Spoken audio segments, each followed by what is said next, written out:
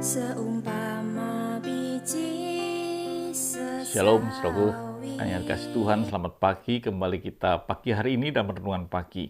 Dan kita lanjutkan tentang satu tema, yaitu penyesalan. Artinya bahwa biarlah hidup kita tidak mengalami satu titik yang disebut menyesal. Karena apa, saudaraku? Ternyata perjalanan kekristenan kita itu bukan sekedar untuk Tuhan saja, tapi untuk mengasihi juga sesama kita. Kita baca ayatnya, saudaraku, dikasih Tuhan di dalam Matius 25 ayat yang 44.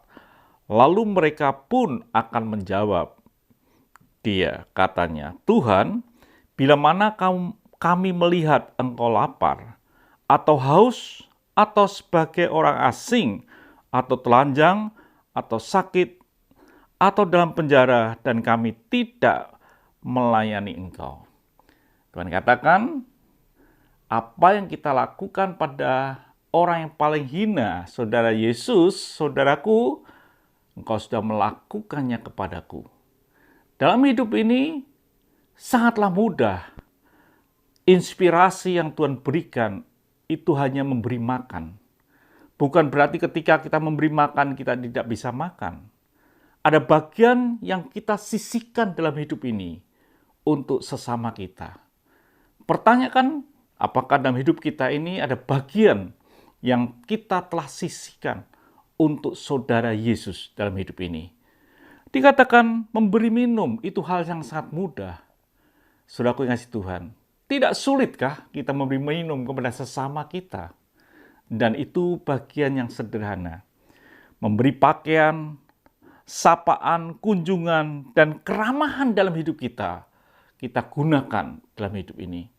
Kita tidak melulu hal-hal yang rohani, yang kelihatannya begitu kusuk, kudus, dan lain. Bukan sekedar itu.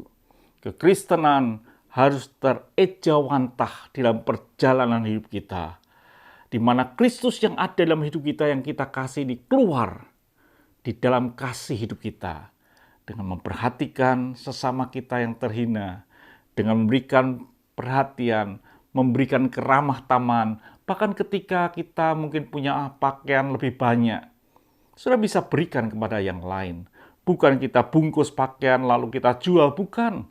Kita bagikan kepada yang lain. Hal yang lama, hal yang mungkin usang dalam hidup saudara, bisa menjadi hal yang baru bagi mereka yang baru menerima pertama kali.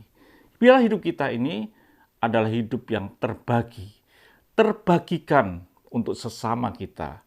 Sangat mudah.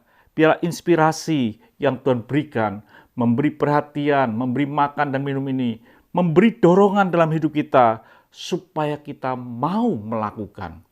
Bukan sekedar datang ke gereja, tapi lakukan sesuatu untuk Tuhan dengan mengejawantahkan hidup kita untuk tersalur kepada orang-orang saudara Yesus yang terhina.